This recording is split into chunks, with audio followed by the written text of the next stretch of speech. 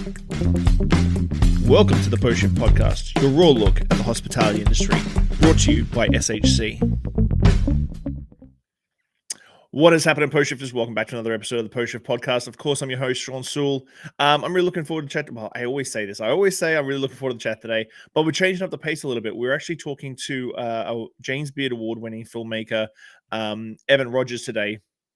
I'm just clicking some buttons. Evan Rogers today about his project last year that got a James Beard Award called The Great Wall. And if you haven't had a chance to watch it, please go track it down on Vimeo or YouTube. I'll put some links at the end of all this so you can check it out. But Evan, thank you so much for your time. Thanks for having me. I'm so glad we made this work. What a weird virtual world we're in, that we met virtual and now we're doing something together. It is kind of crazy. Like we were saying in the green room is that this is the second time last episode with Chris Matthew, same thing.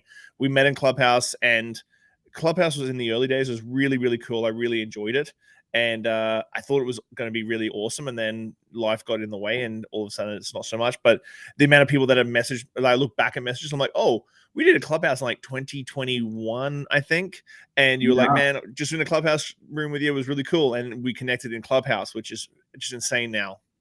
What a weird thing, because that was just, I mean, for me, that was I know for a lot of people that was a COVID space that that everybody found that worked really well, because obviously all of the not being in person element, I felt like that was a cool way to actually converse with people. And I won't lie, I wonder if you remember this, but some of those early rooms you'd hop in and Questlove or somebody big was on the stage. And then eventually some of these trolls and people came on, and those guys started to leave. Yeah. Like when the big names were just randomly in these rooms. Yeah, I know. It was so weird. You'd be like in the audience thing, and some on your screen, you were next to somebody like that, and they would start talking. And you're like, oh my gosh, it's Kevin Hart, or like something like that. But I was grateful for this weird pocket of as a filmmaker, like, you're always looking to try to expand your network, and this didn't feel like a network to me. And, it felt more like this kind of, like you said, like campfire chat thing. So people were throwing ideas and kind of didn't have this like defined space, and COVID did that. I think everybody was kind of confused about what next moves were ever going to be. So I found that great as somebody who was starting my whole freelance journey during that. That was pretty cool, What drew you to doing these, like starting the storytelling in the food and beverage space? Did you have experience in the food and beverage space before you sort of started delving into this? Not in total. I had done some work. A good buddy of mine is Chef Alvin Kylon, who started a long time ago, started Egg Slut, which kind of blew up. It was a food truck for a long time when he was in college, turned into what it is now.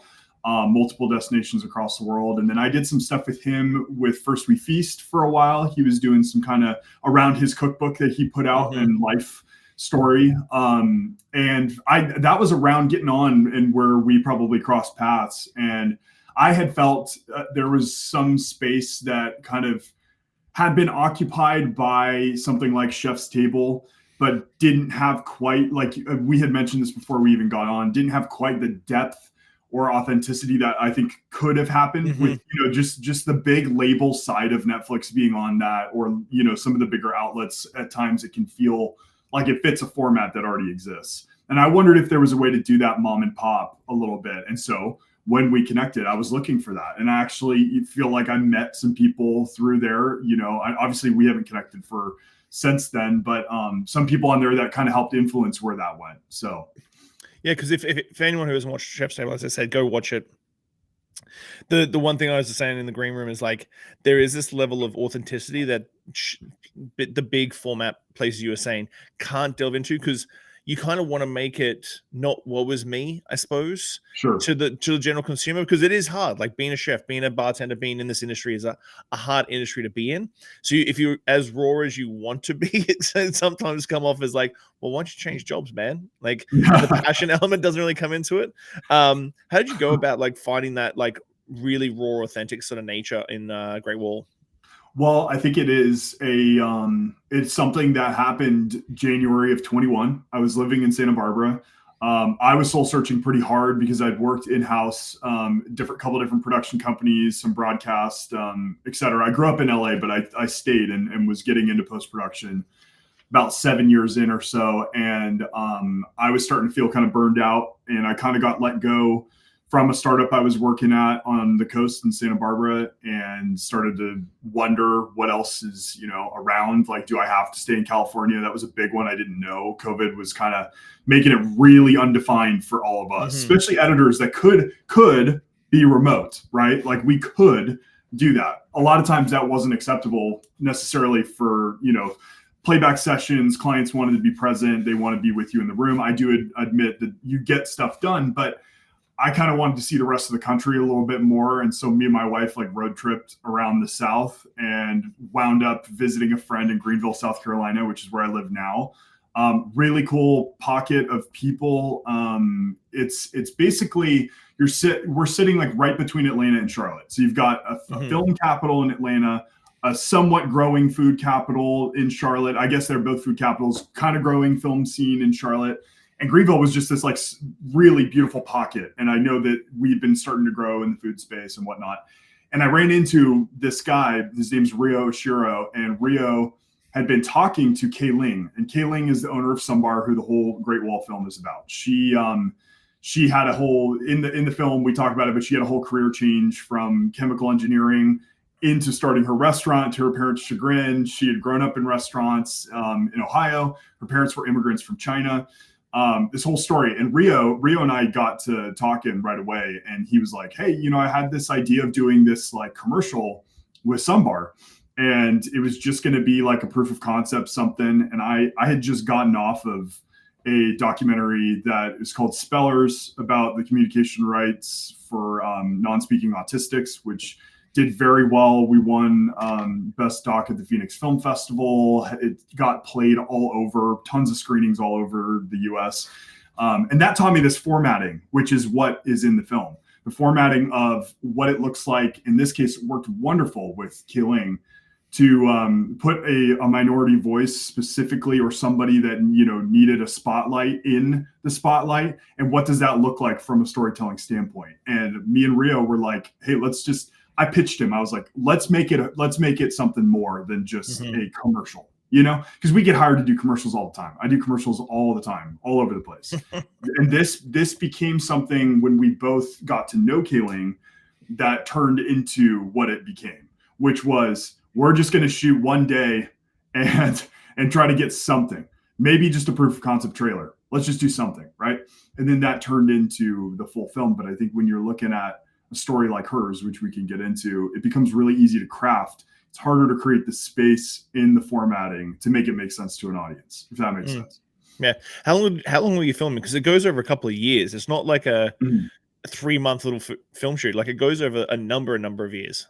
Which is how all documentaries become. I mean, what I love and what I've learned on my other films and stuff I'm developing right now is you learn and you grow and evolve yourself as you evolve the story and that person in the story, your subject or subjects, plural, right?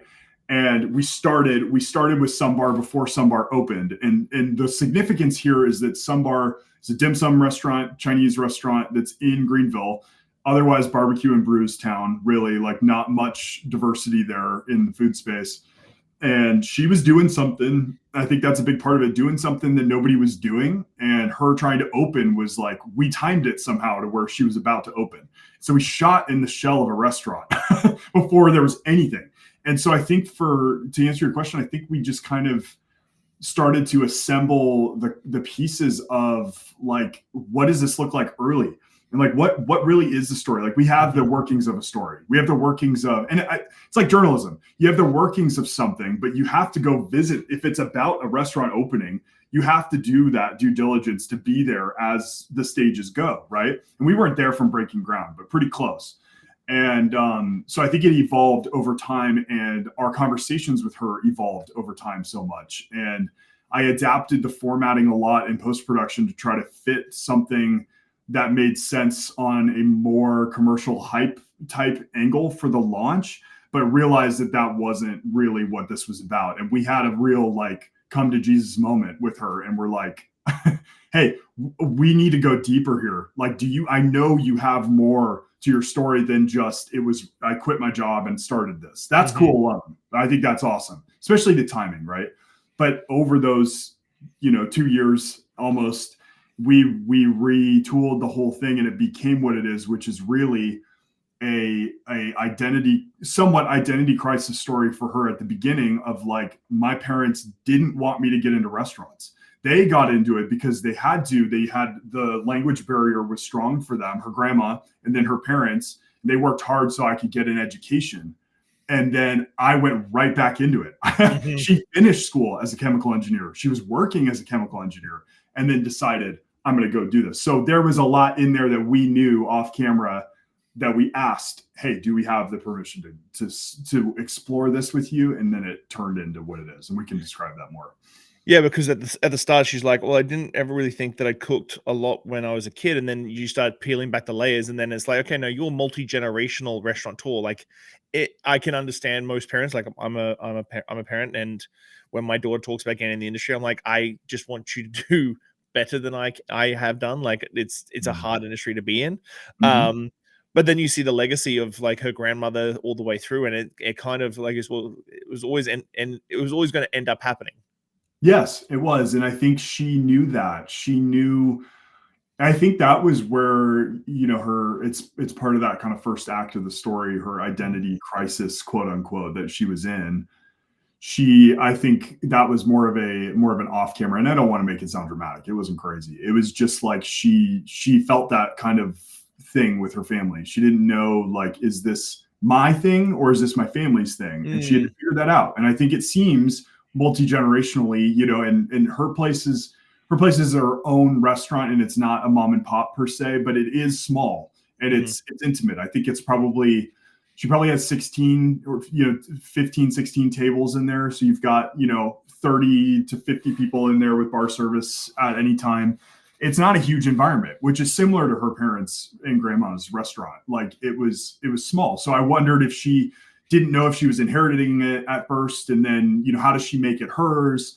And then it kind of culminates with the restaurant opening, with how we shot it, and she gained so much confidence from all of that. And you'll see it in the footage, but the second interview we did was the interview with the whole space was done, and she's sitting there with this confidence and kind of glowing new demeanor that we kind of were able to work on with her, which was, hey, this is cool. Like, I prompted it to her. I was like, listen, this is really cool that you decided to do this. You can't feel like on camera this is like, you don't know if you can own it, right? Like, because you don't know how much sometimes of this is actually true story wise, right? As an audience member, like, did we prompt her super hard? Did she, what liberties did we take, right?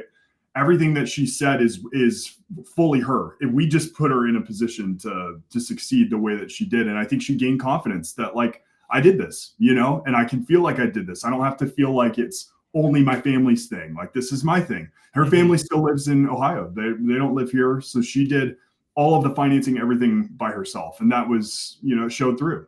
So Yeah, definitely. The first scene did definitely showed through when she was like, "You're just going a million miles an hour, so you just do everything by your gut." I think as restaurateurs, that's why we keep opening places, because it's almost so fast and so quick and so guttural when we're making these decisions that you don't remember how hard it was. That, yeah. like, you do it, you open, you run it for a couple of years, and like, I'm getting the itch again. It's like I need that dopamine hit to open a restaurant. But Mm, you do see that progression of her confidence and everything sort of progress through the film, from the sort of very first scene mhm. through the whole entire documentary. How did you balance that out? Like, how did you balance out telling her story and then also balancing out the legacy and the cultural element to it?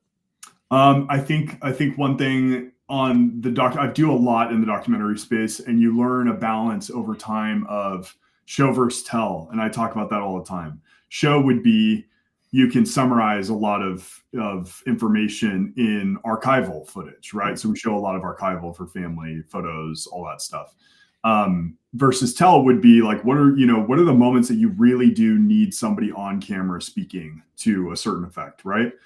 And so now when I approach, because I edited the whole project also. So when I approached the edit for it, I thought, what is the best way for me to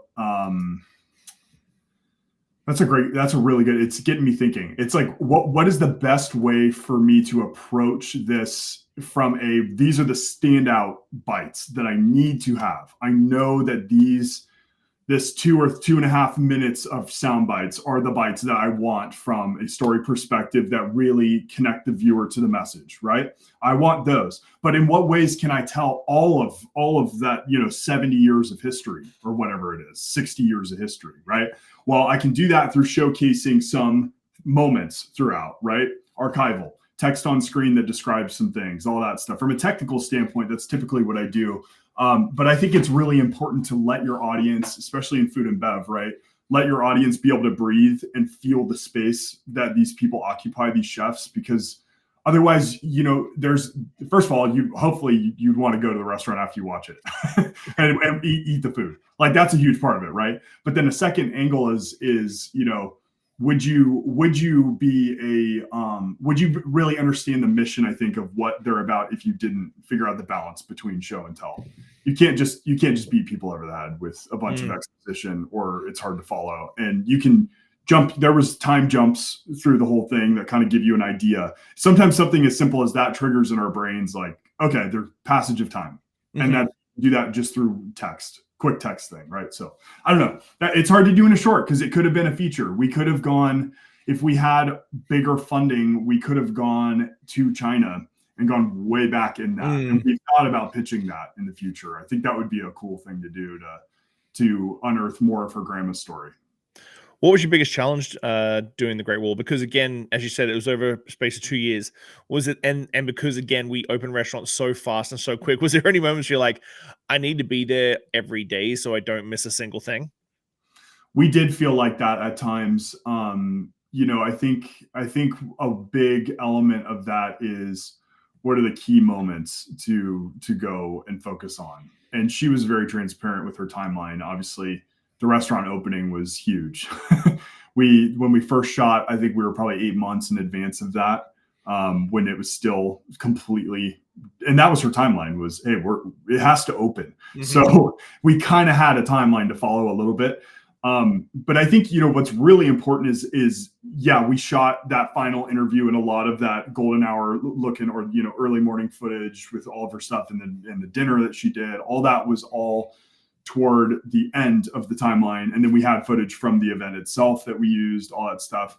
But I think what's key is what happened after, because we did all that and we put out a trailer January of 23 after that point, once we had shot that second day. And that's all we shot. We shot 2 days. That was it. And after that point, we kind of wondered like, okay, still, what direction is the edit going to go? We finally finished the edit midway through the year. It took us a while because, we're always doing all other stories. And I think what happened after is the key, though, because we sat on it, and you have to sit on it sometimes to figure out, does it make sense? Does it make sense to the audience? Does it make sense to me? Because I have a bias. So I'm going to think, yeah, I know all that information. So if it's not making the edit, I already know that. But does your audience know? Like what facts do they need to know? And then timeline wise, like, what was the next step? And the next step ended up being, we screened it locally, which opened the beard door. I don't know if you wanted to prompt something that way, but the beard thing was never even, it might've been in our periphery, but it wasn't a direct thing that we were thinking of, How did that come about, the James Beard Award? Just screened it and then all of a sudden someone saw it and picked it up and was like, hey, here we go. Yes. And the key with this is we bootstrapped it. This was an investment for us, this whole thing. So I'd say it worked out pretty good. I mean, we figured, okay, we don't want to show this just to the web when it was done. We didn't want to just put it on YouTube. So we did a local screening in Greenville, invited out through a lot of Kaling's industry connects, food writers from the Southeast that all kind of came out and saw it and got to eat her food and watch it in a theater and all that stuff, kind of like a festival. I do a lot of the festivals and stuff. So very similar to that. We spoke about the themes of the film, and there's a writer who writes for Eater in the Southeast. Her name's Stephanie Burnett. She showed up and was like, oh my gosh. And a lot of people love Kaling, so it was a little bit easier for us in the Southeast. People know her. A lot of Charleston people know her. A lot of, that she's been in these circles a little bit. And Stephanie was like, hey, I'm contribute to James Beard. You guys have to try to submit to the awards for the next time around. And we were like, okay, we'll just try it. Cue another 4 months of waiting, find out we got accepted, and then the event happened July of last year. So we started filming in 22 and didn't even have the event until July. So 2 years after. And it was up against CBS Sunday Morning and a couple other big outlets. And it was really cool to have it, do what it did and win and all that stuff. And I think it's just validation that, like you said, that kind of storytelling can make a difference. And it doesn't have to be too heavy. It can be something that's like, I wasn't conscious of this really before, like, the importance of food cultures all throughout. And being from Los Angeles, I grew up in that. But coming here, there is a big divide of like, yeah, when I said barbecue and brews, I literally mean breweries, barbecue joints, and coffee shops, and not a lot of these diverse spots like hers that are so great, So that's the one thing that the whole thing never felt too heavy and too overly reflective. It was just the right amount of like reflection into kind of story and that sort of thing. Now that the hospitality industry and the food and beverage industry is so dynamic, are you looking at doing more things in the space similar to this? Yes, I've had a lot of pitching opportunities that popped up post James Beard. That helps immensely, as you might imagine. I know you guys are able to use it to such great success as well whenever it comes through. But I've pitched a very similar format for quite a few different series, and a lot of them are starting to kind of gain some ground, which is great.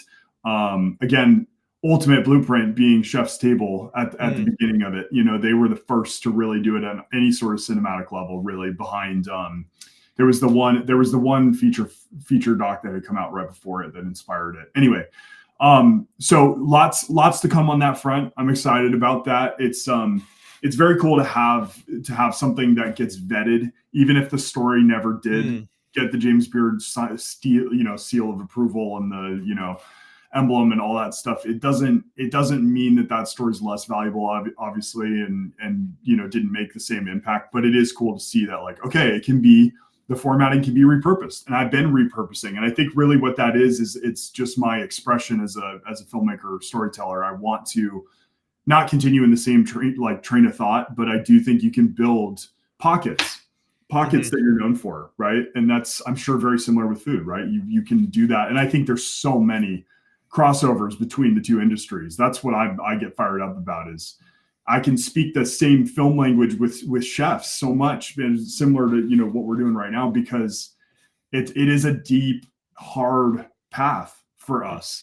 And it is very time consuming, and you put your heart into every part of it. So I think that crossover also made the piece special, and is continuing to do that in the future, Yeah, now that you sort of mention it, I feel like there is an alignment between the hospitality industry and filmmaking, because it is a passion driven thing, and money in business is always sort of a secondary thing. You sort of do so much hoping it'll pay you back in the long run, and you just put it out and you do it, and as you said, like 2 and a bit years, like before the James Beard Awards. Like that's a bit of a haul, and you don't want to go broke.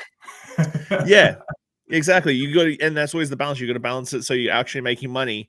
But with the hospitality industry, especially post pandemic, and as we chatted about Clubhouse during the pandemic, when they're operating on the edge of survival, how do you handle sort of looking at that? Because now you are sort of going outside of that same format outside of the Great Wall. How are you going to sort of handle that, portraying that struggle authentically without losing that sort of hope in humanity and the stories that we were talking about before? That's a great question. I think really what I've learned is, for my own personal journey, leaving Los Angeles was important for me. I'd grown up there. My father's in the studios, so I'm familiar with how all that functions, and it was important for me to take a journey myself and transplant myself somewhere to really do that growing and do that research for myself on where I wanted to be story wise. I think with food and bev, and just the way that our climate is across the board right now, I think one positive from COVID, if there was a positive from COVID, I think for those that made it through it, it really became a unifying force for conversation in a lot of ways. I found that I'm able to get deeper with people, which is a lot of my domain. I do a lot of very thoughtful level stuff similar to Great Wall. So I'm able to find deeper stories, I think, because of that in a lot of ways. And I hope that that's something that continues forward, because really what I'm doing now as a director, producer, and I run a post production. All of that is branched off of what happened during COVID. There's a lot of people on Clubhouse that I met that are still people that I see. So think about this. I didn't know. I met a dude on Clubhouse in one of the film groups. His name's Jordan Chapman. He connected me to my friend Max, who I now own a business with in Greenville, who he worked for in Colorado. And that's somebody who totally changed my life. I just saw him the other day and I was like, dude, like I haven't like hung out with you very much in person, but thank you for doing that, because it really did change my whole trajectory. I just happened to follow that lead, like that whole group of people now in film is all these independents and people that are starting their own companies and starting their own production companies and doing their things and finding these stories. And, it feels right now like it's a very pitch heavy growth thing in film, and it doesn't have to be right to the studios. So I'm hoping those stories, though, to what you brought up, I hope the depth of these stories continue. And I hope that I hope it isn't doom and gloom 100%, because there's a lot of things in our world right now to make you feel that way. But I think people have access to do some pretty cool things now. I would say, entrepreneurs are able to get into more than they've ever been able to in some ways. And so I would say that's probably what I'm looking at story-wise, Are you going to do a follow-up with the Great Wall and sort of because I'm guessing Sunbar's been open for about 18 months now, almost 2 years-ish? Yeah. Uh-huh. Mm-hmm. Yeah. Have you kept in touch and are you going to do a follow-up on where they are now sort of deal?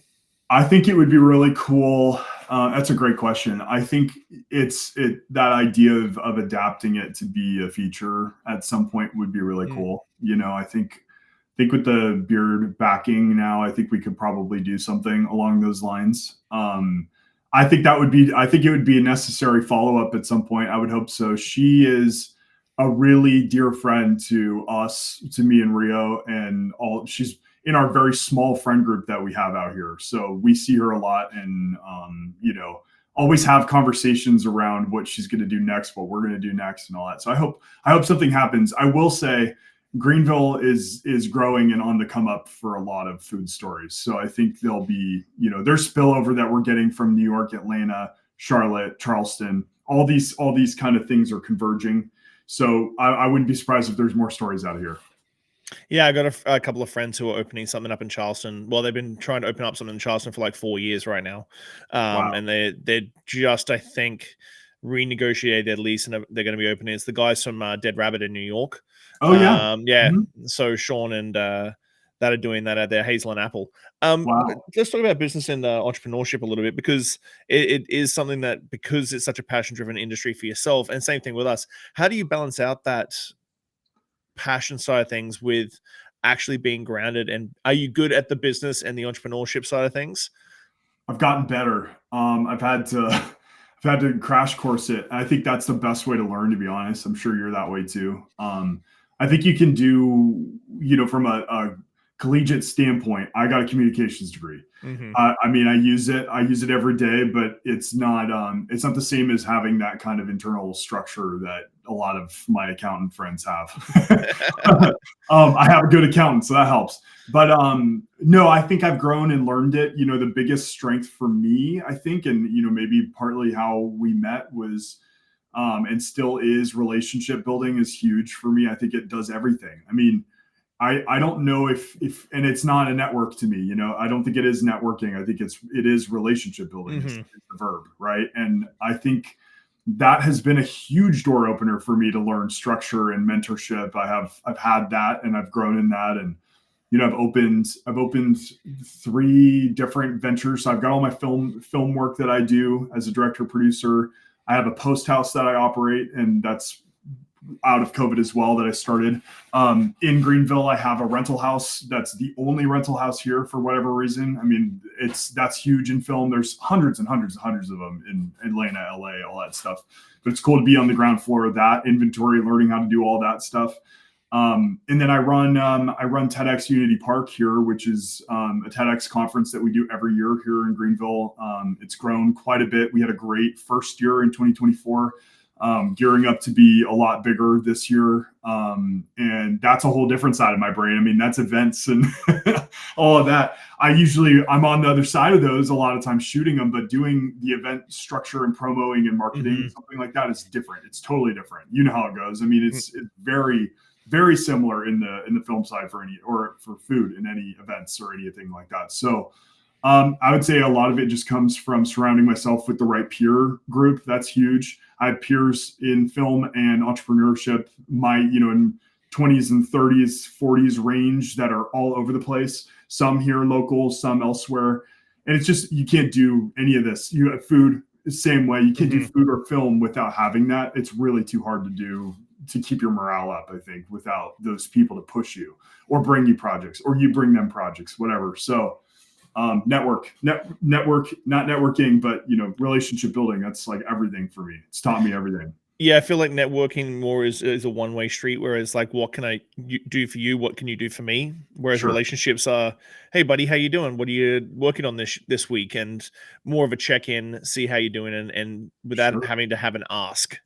Yes, 100%. Networking and entrepreneurship gets a little icky at times. I'm going to be honest about that one. Certainly does, you do shaking hands and changing business cards. It gets a little icky at times. A networking event versus a meetup. That's a huge difference. We run a film meetup here as well, and it's called Film Society, and dudes just come, anybody. But a lot of times it ends up just being a brewery hang, and you wouldn't believe this stuff. Like, we've had people show up to that for the first time and they're hired W-2 the week after.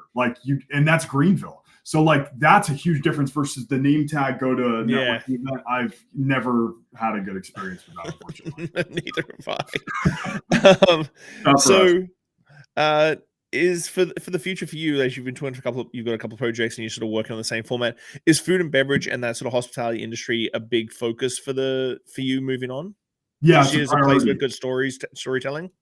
It is a priority because of what we discussed. I think because of the depth of stories, the deeper personalities, like we've talked about, the stories of struggle for a lot of people, and how you can make, I guess you're not making light of it. You're trying to, you're bringing a spotlight to it, trying to put a spotlight on those situations and how hard people work. I'm very energized about the South because of that. The South has a lot of things. Obviously there's a lot of weird, bad stuff in the past, and now they're trying to improve. And, Greenville felt like a sleepy town. I honestly feel the same about Charlotte in a lot of ways compared to what I grew up in.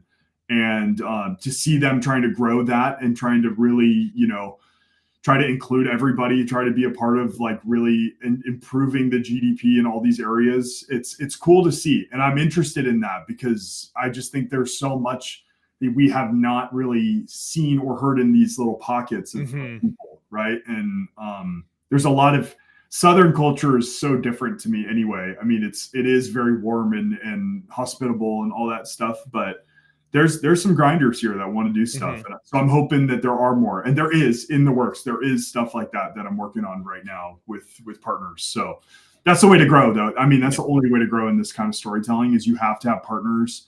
You have to connect it to something else as well, like screenings and all that stuff helps it. So, and you're going to stay in smaller markets. I'm not going to see a documentary about a restaurant in New York or LA or something like that. Just smaller markets is sort of your niche. Not.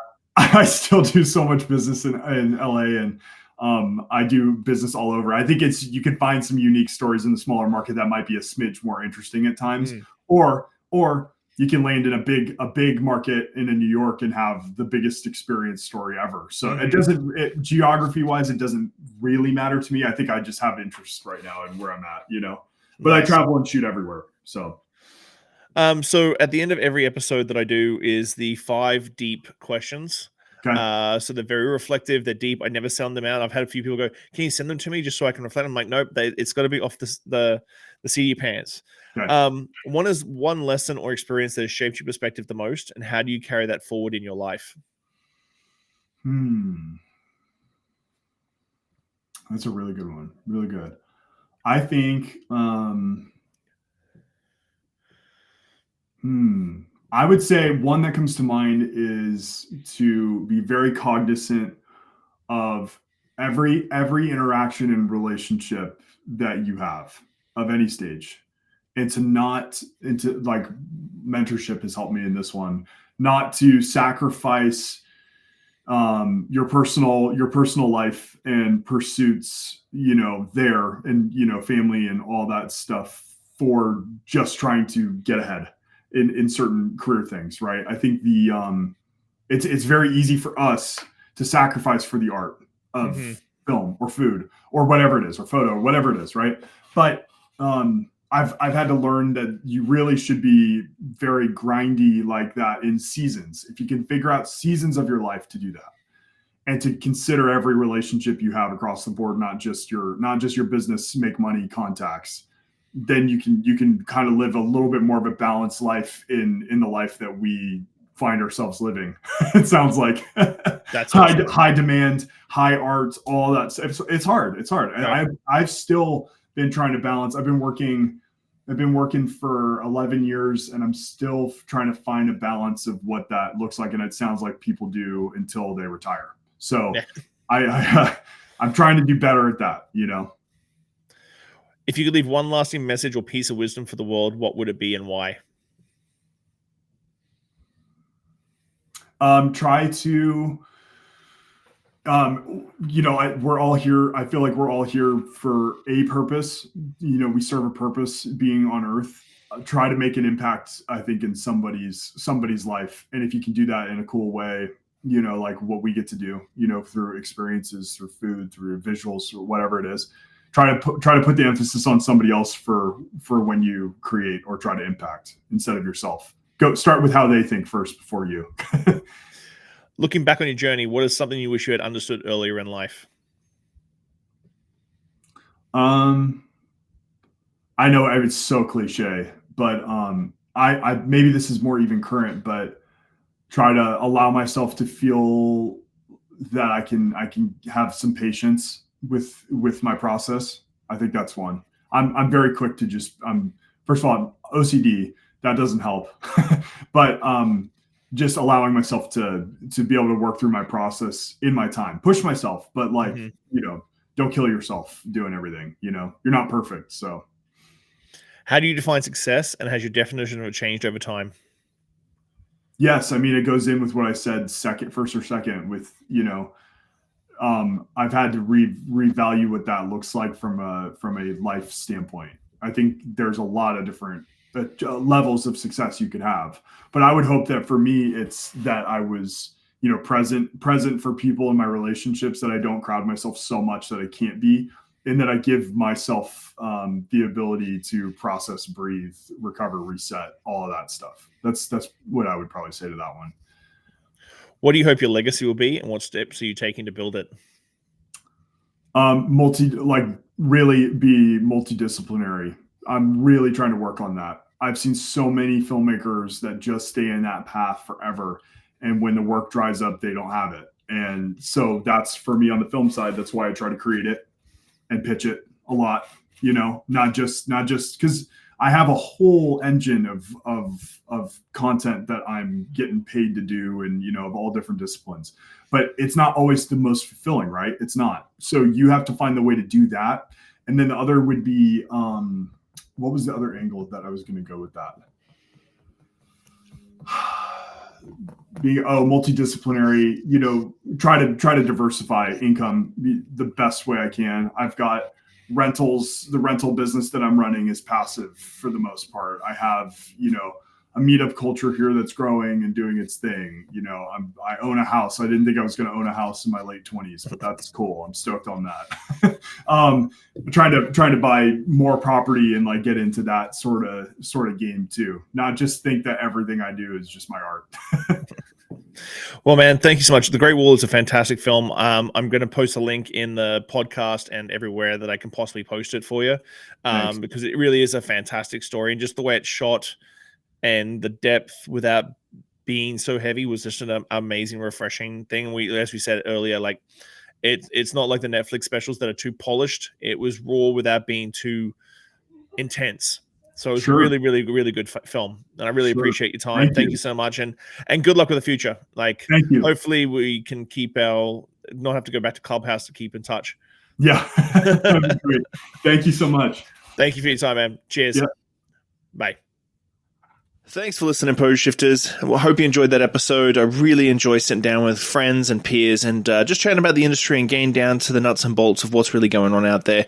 Make sure you like, subscribe, comment, everything on all the platforms. Just hit it up and I'll do my best to answer any queries or questions you have.